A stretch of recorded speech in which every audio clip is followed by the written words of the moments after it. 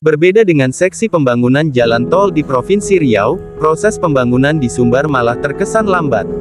Sebab, selama 4 tahun, belum ada tanda-tanda ruas jalan itu bisa digunakan oleh pengendara.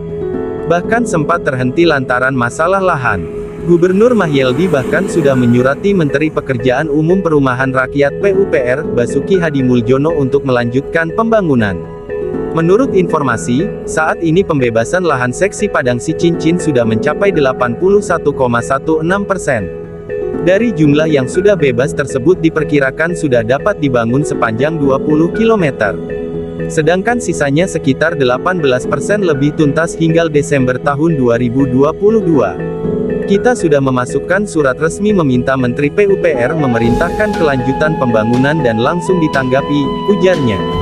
Dari 81% lahan yang telah berhasil dibebaskan itu ada sekitar 20 km yang berada dalam satu hamparan.